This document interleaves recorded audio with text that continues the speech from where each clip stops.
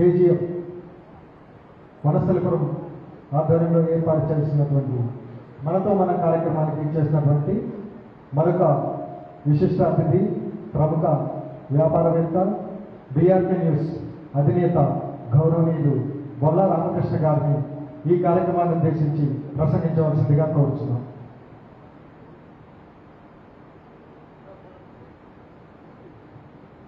Good morning all.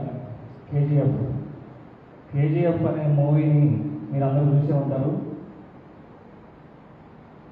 KGF మూవీని చూసే ఉంటారు అందరూ. చూడకపోతే కంపల్సరీ ఇంటికి వెళ్ళిన చూడండి. దాంట్లో బ్రాండ్ కేజీఎఫ్ అనేది అది కుసుమకమ్మ గారు ఈరోజు అదే పెద్ద కిరీటం లాగా నెత్తి మీద పెట్టుకున్నారు. కాబట్టి ఈ రోజు నుంచి నాకు తెలిసి అందరినీ అన్ని రాజకీయ పార్టీని కలుపుకోబోతున్నారు చూస్తున్నాను. ప్రతి ఒక్క రాజకీయ నాయకుడిని, ప్రతి ఒక్క పార్టీని, ప్రతి ఒక్క కుల సంఘాలని, అన్ని కుల సంఘాలు కూడా ఈరోజు ఎట్లయిపోయినాయి అంటే గల్లీకి ఒకళ్ళు 10 ఇళ్ళు ఉంటే ఒక సంఘంలాగా అయిపోతుంది.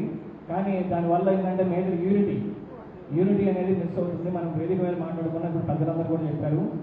నేను అంటే వాళ్ళ వయసులో నాకు వాళ్ళ ఎక్స్పీరియన్స్ అంత లేదు, నా వయసు బేసికల్గా. కానీ అందరినీ ఒక దాడి మీద తీసుకొచ్చి కులాలన్నీ అన్ని సంఘాలని కూడా ఒక దాడి మీద తీసుకొచ్చి వాళ్ళకి ఏ ఆపదన్నా సరే నేను ముందుంటానని ఈ వేదికగా కోరుకుంటున్నాను. అలాగే నెక్స్ట్ ప్రతి ఒక్కళ్ళు కూడా మీ పక్కనున్న కూర్చున్న వ్యక్తిని మనం ఏ విధంగా సహాయపడగలం, ఏ విధంగా ముందు తీసుకెళ్ళగలం, ఏ విధంగా వాళ్ళకి మన ఆపదలో ఉంటే మనం ఉండగలం అనే ఆలోచన ఉంటే ప్రతి ఒక్కరికి కూడా ఈ కులం అనేది ముందుకెళ్తుందని నా ఒక ముఖ్య ఉద్దేశం. వ్యక్తిగతంగా మన అందరం కూడా కష్టపడే మనస్తత్వం ఉన్న కుటుంబాలు పైకి తేవాలనే ప్రతి ఒక్కళ్ళు కూడా ఇండివిజువల్గా వాళ్ళు పైకి రాగలుగుతారు.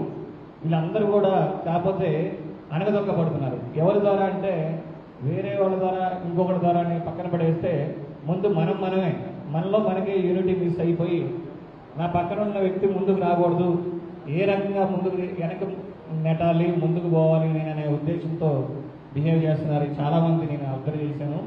మీరు ముందుకు పోవడం తప్పు లేదు, కానీ మీ ముందున్న వాళ్ళని పక్కగా నెట్టి మరీ పోవడం కరెక్ట్ కాదు.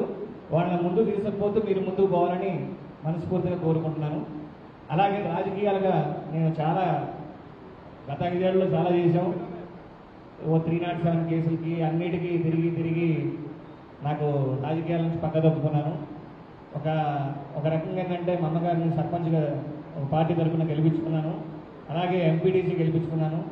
మున్సిపాలిటీ కూడా నేనే దగ్గరుండి సపోర్ట్ చేసి గెలిచే పరిస్థితికి వచ్చింది. నాది జగ్గైపేట కాన్స్టిట్యున్సీ.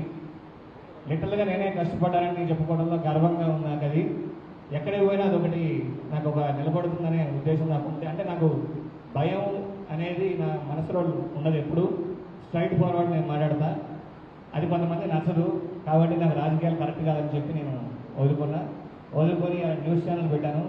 నా దగ్గర ఈరోజు 25,000 మంది ఎంప్లాయీస్ ఉన్నారు. మీలో ఎవరైనా సరే ఒక ఆపదలో ఉన్నారు వ్యక్తి అంటే బీఆర్కే న్యూస్ ఛానల్ ఉంది అని ఆలోచించవద్దు. ఇమీడియట్గా అది 7వ తరగతి కావచ్చు, 10వ తరగతి కావచ్చు, ఇంటర్మీడియట్ కావచ్చు, డిగ్రీ కావచ్చు, పీజీ కావచ్చు.